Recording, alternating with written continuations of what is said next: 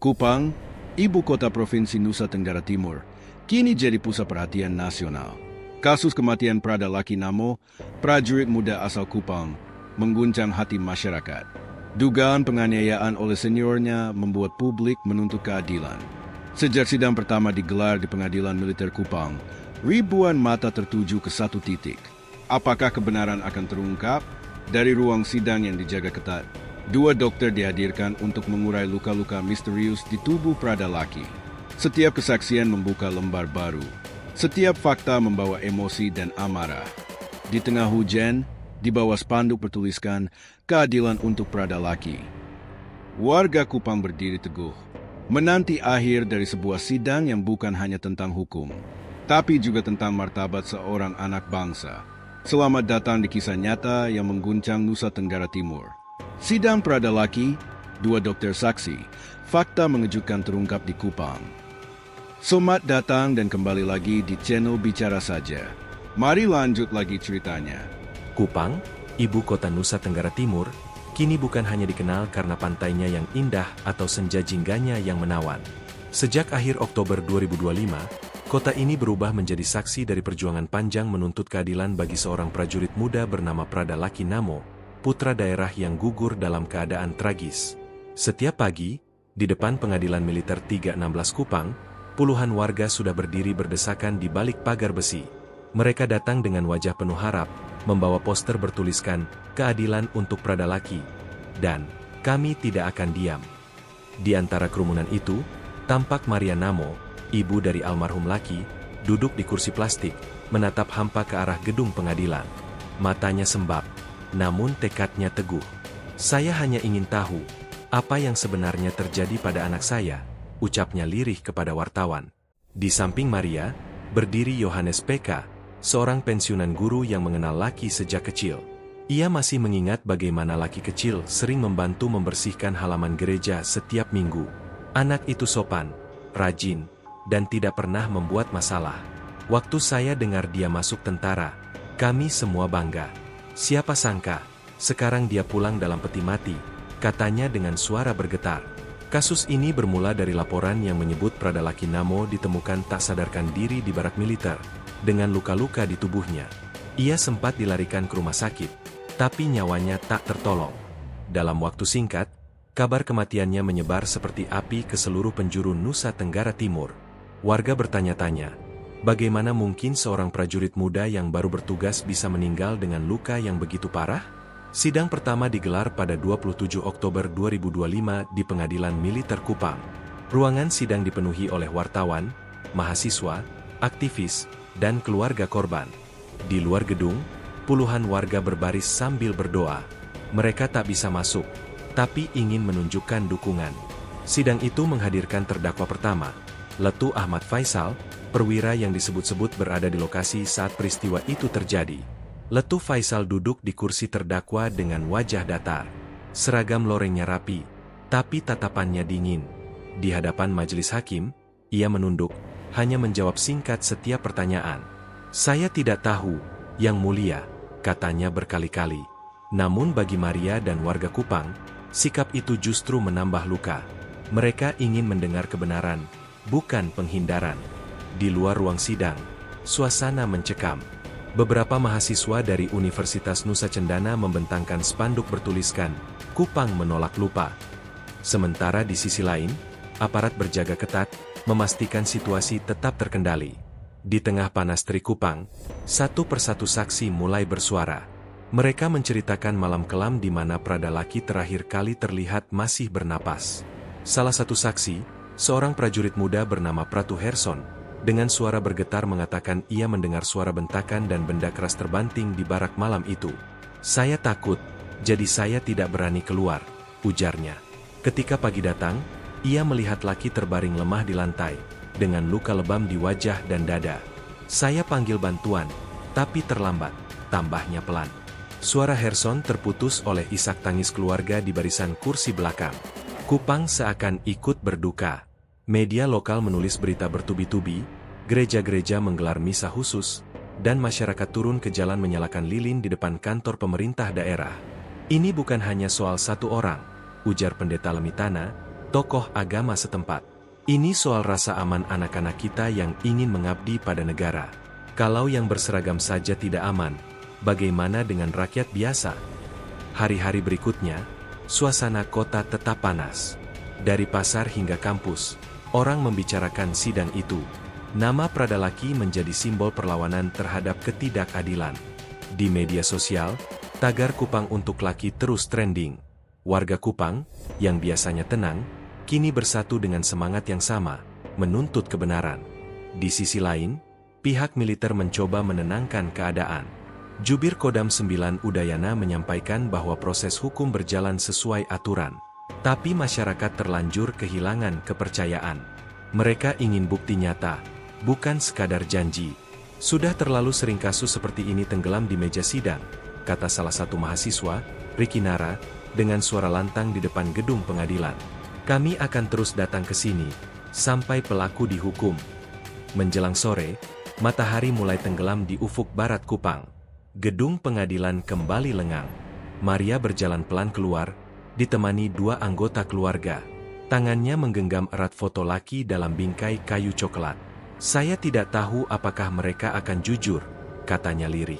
Tapi saya akan datang lagi besok, dan lusa, sampai saya mendengar keadilan ditegakkan.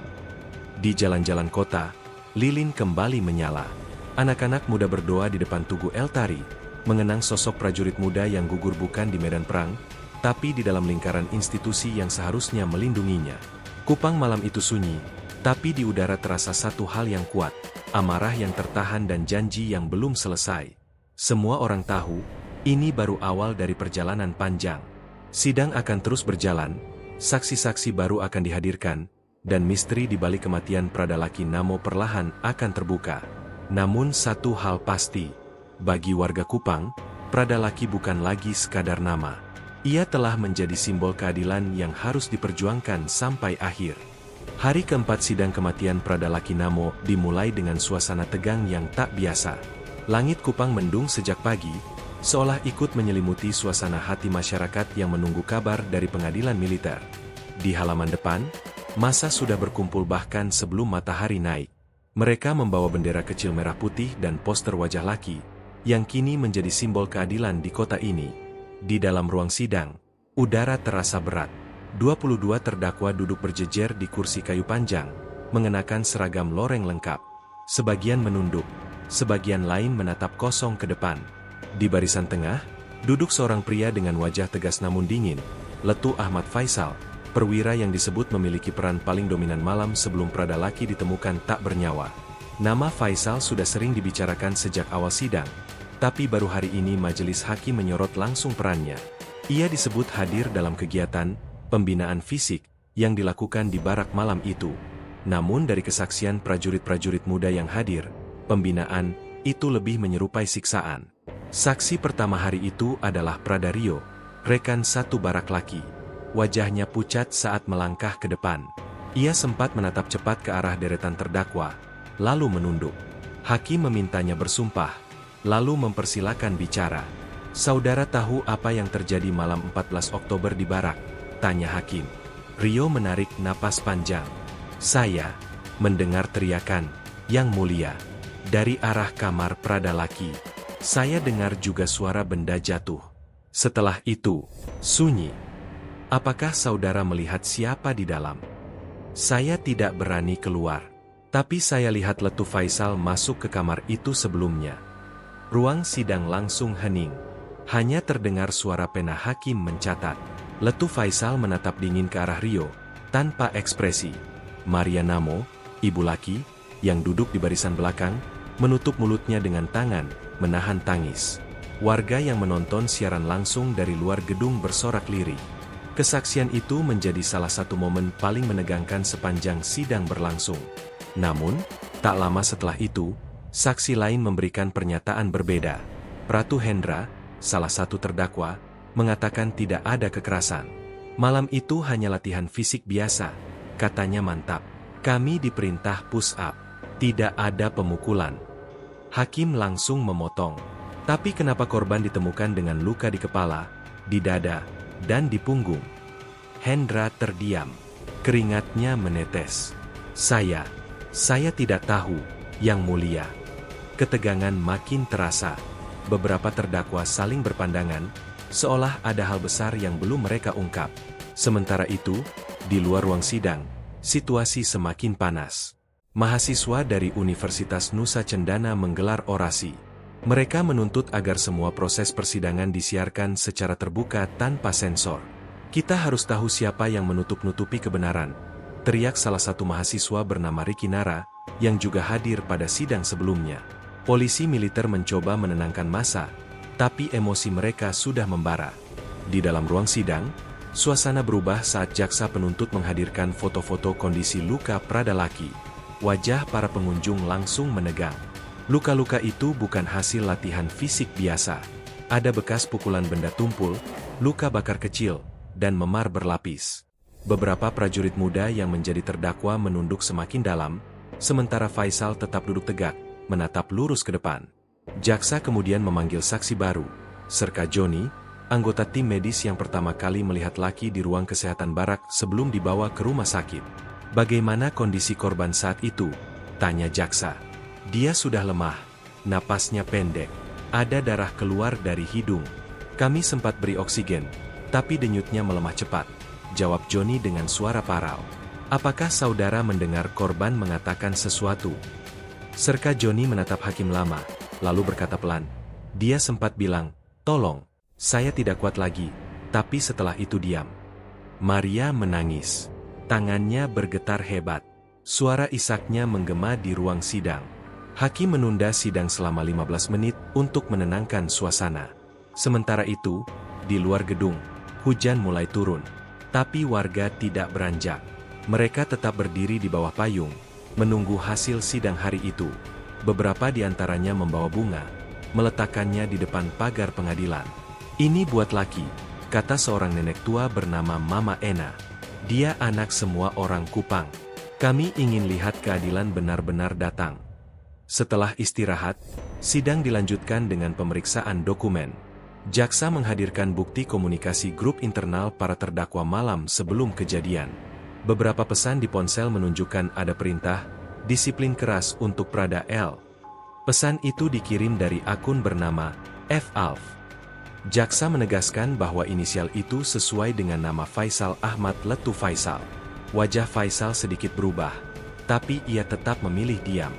Hakim menutup sidang sore itu dengan satu kalimat tegas. Majelis akan menilai semua keterangan saksi dan bukti dengan seksama. Tapi jika ada pihak yang berbohong di bawah sumpah, hukumannya lebih berat. Kata-kata itu menggema di seluruh ruangan. Matahari sudah terbenam ketika warga Kupang akhirnya pulang. Tapi di hati mereka, bara belum padam. Mereka mulai menyadari, kebenaran dalam kasus ini tak sesederhana hitam dan putih. Ada tekanan, ada ketakutan, dan ada kekuasaan yang mencoba menutupi luka yang lebih dalam dari sekadar kematian seorang prajurit. Malam itu, di rumah kecil di daerah Oebobo, Maria menatap foto anaknya di dinding. Laki, Mama janji, Mama akan terus datang ke sidang. Mereka pikir Mama lemah, tapi Mama punya kekuatan dari doa semua orang di Kupang. Lampu rumahnya redup, tapi semangat itu tak pernah padam. Kupang masih menunggu babak berikutnya. Karena di balik 22 seragam loreng yang duduk di kursi terdakwa, masih ada satu pertanyaan yang belum terjawab. Siapa sebenarnya yang membunuh Prada Laki Namo? Pagi itu, Senin 10 November 2025, langit Kupang berwarna kelabu.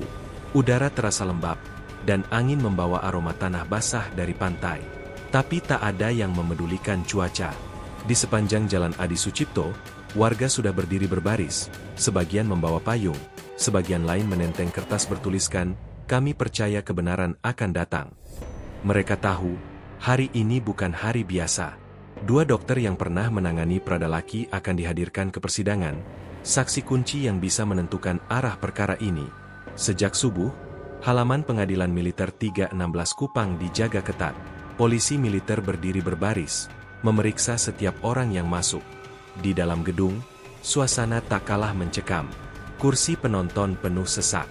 Wartawan nasional berdatangan dari Jakarta dan Surabaya, sementara kamera televisi lokal sudah siaga menyiarkan langsung jalannya sidang. Di barisan tengah, duduk Maria Namo, ibu Prada Laki. Ia tampak lebih tenang dari biasanya, tapi matanya tajam. Di pangkuannya tergenggam rosario kecil, yang sejak awal sidang tak pernah lepas dari tangannya. Hari ini mungkin Tuhan akan mulai tunjukkan jalannya, katanya pelan kepada pendeta Lemitana, yang duduk di sampingnya memberi dukungan moral. Tepat pukul 9, hakim memasuki ruangan. Sidang dilanjutkan, ucapnya. Jaksa kemudian memanggil saksi pertama, Dr. Laurentius Embau, dokter militer yang pertama kali memeriksa Pradalaki di klinik barak. Pria paruh baya dengan wajah lelah itu melangkah pelan menuju mimbar. Setelah bersumpah, ia mulai menceritakan apa yang ia lihat malam itu. Sekitar pukul 23.40, korban dibawa ke klinik dalam keadaan tidak sadar, katanya. Bagaimana kondisinya? Tanya hakim. Luka-luka parah, yang mulia. Ada pendarahan di kepala, lebam di dada, dan tanda-tanda trauma tumpul di bagian punggung. Saya menduga korban mengalami benturan keras. Apakah luka-luka itu sesuai dengan latihan fisik biasa? Dr. Laurentius menatap sejenak ke arah deretan terdakwa. Tidak, yang mulia. Itu bukan luka akibat latihan. Seketika ruang sidang bergemuruh. Beberapa orang berseru lirih, sebagian menutup mulut karena kaget. Jaksa menimpali dengan suara tegas. Apakah saudara tahu berapa lama korban bertahan setelah dibawa ke klinik? Saya mencoba menstabilkan tekanan darahnya, memberi oksigen, tapi denyutnya makin melemah. Sekitar 30 menit kemudian, kami rujuk ke rumah sakit militer. Saat itu, korban belum meninggal. Apakah saudara mengenali siapa yang membawa korban ke klinik? 3 prajurit. Salah satunya adalah Letu Ahmad Faisal. Suasana langsung berubah hening. Semua mata tertuju pada Faisal yang duduk di kursi terdakwa. Ia tetap diam, tapi rahangnya tampak mengeras. Hakim kemudian meminta saksi kedua maju, Dr. Sinta Lembang, dokter jaga di Rumah Sakit Wirasakti Kupang yang menerima Laki setelah dirujuk. Suaranya lembut tapi mantap. Korban tiba sekitar pukul 00.25 dalam kondisi kritis. Kami berusaha melakukan resusitasi, tapi tanda-tanda vitalnya menurun cepat. Ada pendarahan internal. Kami sempat mencatat luka bakar kecil di bahu kanan. Hakim menatap heran. Luka bakar? Dari apa? Kemungkinan benda logam panas atau listrik, yang mulia. Tapi saya tidak bisa pastikan tanpa hasil laboratorium. Maria menggigil mendengar kalimat itu. Ia menatap foto anaknya di dompet, menahan air mata yang hampir jatuh. Pendeta Lemi menepuk bahunya pelan. Tuhan masih bekerja, Maria. Kebenaran sedang muncul. Dokter Sinta melanjutkan kesaksiannya. Kami sempat menemukan bekas tali di pergelangan tangan korban. Seperti ikatan yang cukup kuat. Ruang sidang sontak riuh. Jaksa segera meminta hakim menenangkan penonton. Namun suasana sudah terlanjur panas. Apakah saudara menanyakan asal luka itu kepada pihak yang mengantar? Saya sempat bertanya. Tapi mereka hanya bilang korban jatuh saat latihan malam. Karena korban militer, kami tidak berani mendesak lebih jauh. Setelah kesaksian itu, jaksa menampilkan foto-foto medis di layar. Beberapa pengunjung menunduk, tak sanggup melihat. Maria memejamkan mata. Dalam hatinya, ia sudah tahu, anaknya tidak mati karena kecelakaan. Ia mati karena disiksa. Letu Ahmad Faisal akhirnya diminta memberikan tanggapan. Dengan nada datar ia berkata, saya tidak pernah menyentuh Pradalaki. Malam itu saya hanya periksa kesiapan personel. Kalau ada yang melakukan kekerasan, saya tidak tahu. Hakim menatapnya tajam. Saudara ada di lokasi, membawa korban ke klinik, tapi tidak tahu siapa pelaku? Itu sulit diterima akal. Faisal tetap diam. Sidang berlanjut hingga sore. Ketegangan semakin memuncak ketika jaksa mengumumkan bahwa hasil visum lengkap akan dibacakan pada sidang berikutnya. Namun bocoran hasil awal menyebutkan adanya 6 jenis luka berbeda di tubuh Pradalaki, termasuk luka akibat benda tumpul dan bekas tekanan di dada. Di luar gedung, warga Kupang menunggu dengan gelisah. Saat Dokter Sinta keluar dari ruang sidang, beberapa orang menyalaminya, mengucap terima kasih. Ibu dokter, terima kasih sudah berani bicara, kata seorang mahasiswa sambil menunduk hormat.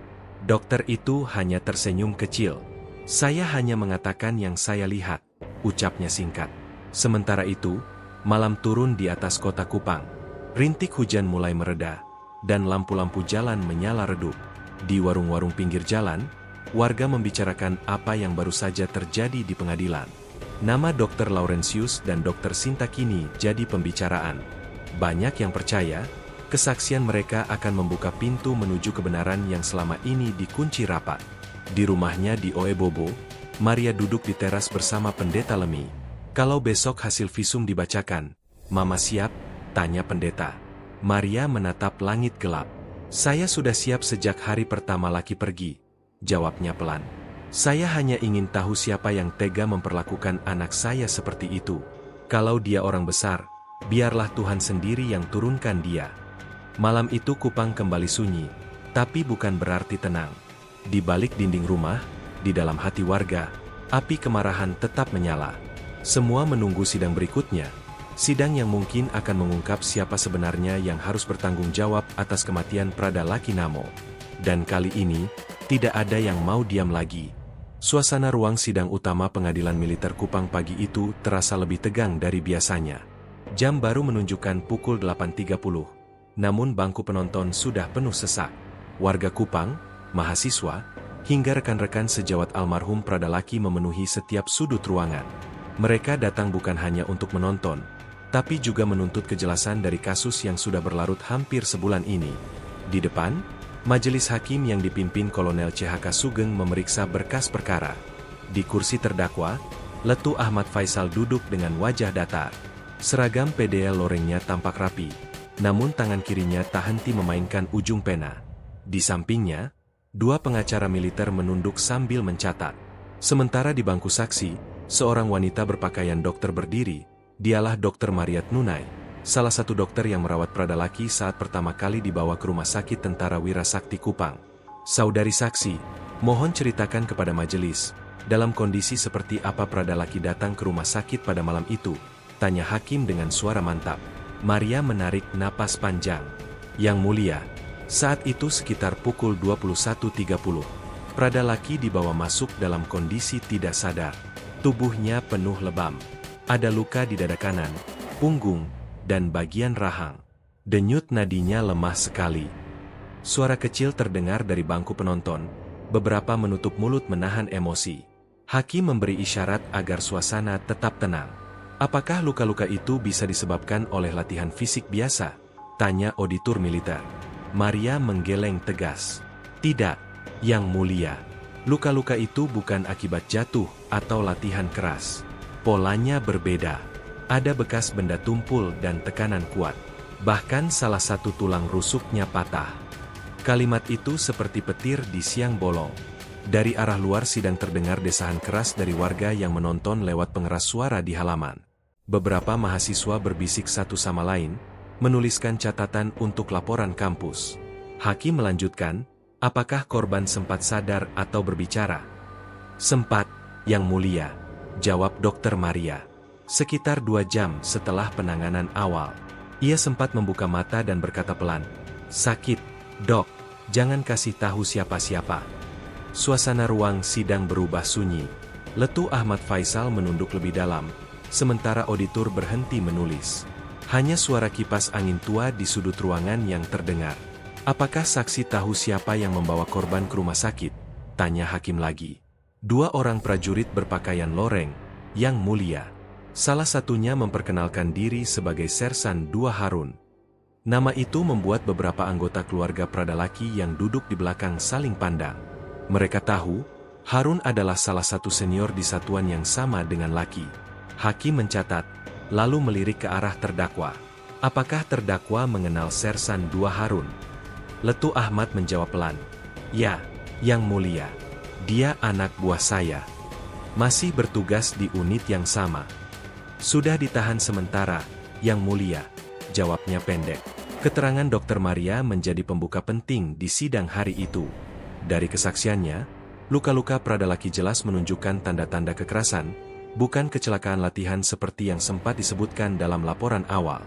Ketika sidang diskors untuk istirahat, suasana di luar pengadilan semakin ramai.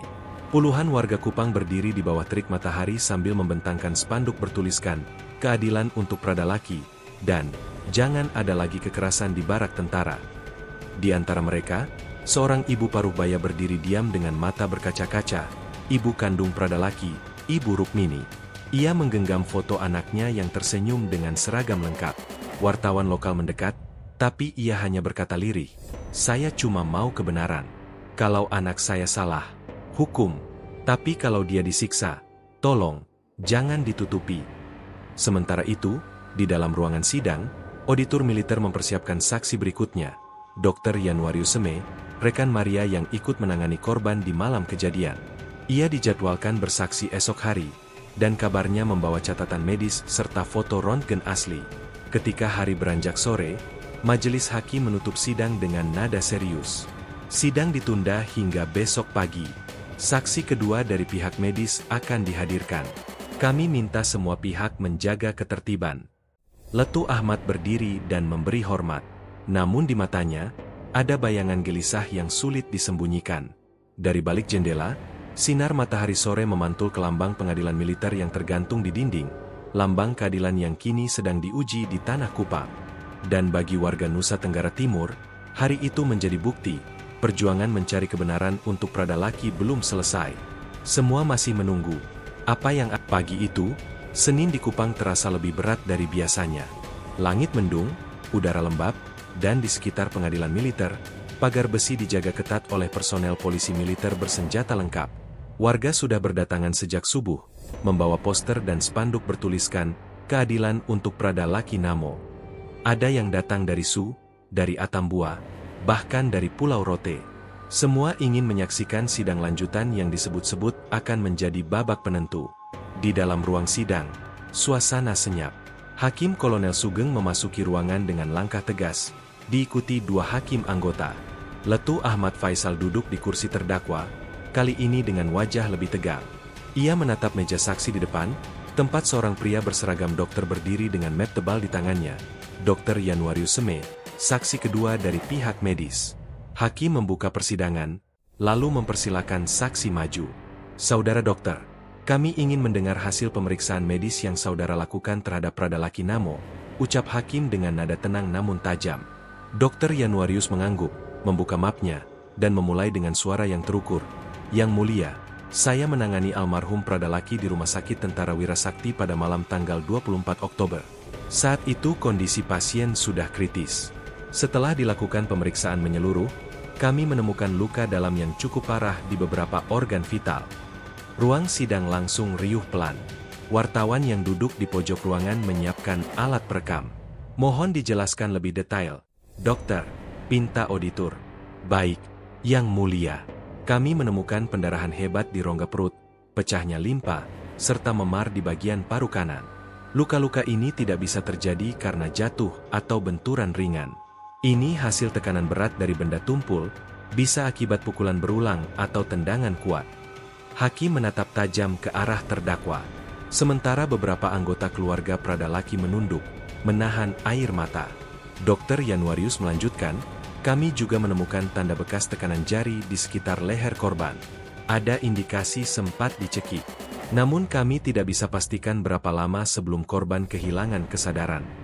Suasana ruang sidang mendadak hening. Semua pandangan tertuju pada meja saksi. Auditor menunduk menulis cepat, sedangkan penasihat hukum Letu Ahmad langsung berdiri, meminta izin untuk bertanya. "Saudara saksi, apakah saudara bisa memastikan luka-luka tersebut akibat penyiksaan?" tanyanya dengan nada tinggi. Dr. Yanuarius menjawab tegas, "Saya hanya menjelaskan dari sisi medis, bukan hukum. Tapi secara medis, luka-luka ini tidak mungkin muncul akibat aktivitas fisik biasa. Ada pola kekerasan berulang." Sorak kecil terdengar dari bangku penonton. Hakim segera mengetukkan palu. Sidang harap tenang. Setelah jeda singkat, hakim bertanya lagi, "Apakah korban sempat mendapat perawatan lanjutan?" "Ya, yang mulia. Kami sempat mempersiapkan rujukan ke Rumah Sakit Umum Kupang, tapi kondisinya memburuk. Sekitar pukul 2.15 dini hari, jantungnya berhenti." Di barisan belakang, ibu kandung Pradalaki, Ibu Rukmini, meneteskan air mata. Ia menggenggam tas kecil berisi rosario sambil berdoa pelan. Di sampingnya, kakak laki-laki, Paulus Namo, menunduk dengan rahang mengeras. Setelah selesai memberikan kesaksian, hakim mempersilakan dokter menunjukkan hasil visum et repertum. Dr. Januarius mengangkat berkas dengan meterai resmi dan berkata, "Dokumen ini sudah kami serahkan ke penyidik polisi militer sehari setelah kejadian. Semua hasilnya tercatat di sini." Hakim menerima dan menatap berkas itu lama sebelum berkata, "Baik, berkas diterima sebagai alat bukti. Keterangan saksi dokter cukup jelas." Namun sebelum sidang ditutup, auditor mengajukan satu pertanyaan terakhir yang membuat ruangan kembali menegang. "Dokter, apakah saat diperiksa, korban sempat menyebut nama seseorang?" Dr. Januarius terdiam beberapa detik, menatap ke arah majelis hakim lalu menjawab pelan, "Ya, Yang Mulia, dalam keadaan lemah, ia sempat menyebut satu nama, Faisal." Seisi ruangan langsung terperanjat. Wartawan yang duduk di belakang langsung berdiri, mikrofon diarahkan ke depan. Letu Ahmad menatap lurus ke depan, wajahnya pucat. Hakim segera mengetukkan palu 3 kali. Sidang ditunda. Semua pihak harap menjaga ketertiban. Suasana berubah kacau. Di luar gedung, massa yang menonton lewat layar lebar bereaksi keras. Beberapa berteriak, beberapa menangis. "Itu dia yang disebut," teriak seseorang di tengah kerumunan. Polisi militer segera memperketat penjagaan, menutup pagar utama. Auditor bergegas mengamankan berkas visum. Sementara Letu Ahmad digiring keluar lewat pintu belakang ruang sidang oleh petugas pengawalan. Di halaman pengadilan, langit Kupang yang sedari pagi mendung akhirnya menurunkan hujan deras. Rintik air membasahi wajah para warga yang tak beranjak dari tempatnya. Mereka menatap bangunan pengadilan itu dengan mata penuh tanda tanya. Apakah benar nama Faisal yang disebut Pradalaki di detik terakhir hidupnya adalah Letu Ahmad Faisal, sang terdakwa utama? Ataukah hanya kebetulan belaka? Di tengah kesakitan seorang prajurit muda yang sekarat? Pertanyaan itu menggantung di udara, sementara sorotan kamera, mikrofon media, dan tatapan warga Kupang terus terarah ke satu titik, ruang sidang pengadilan militer, tempat kebenaran masih berjuang untuk ditemukan. Sidang berikutnya dijadwalkan 2 hari lagi. Hakim akan memanggil saksi dari polisi militer penyidik kasus. Dan semua warga Kupang tahu, kebenaran kini semakin dekat, namun juga semakin berbahaya.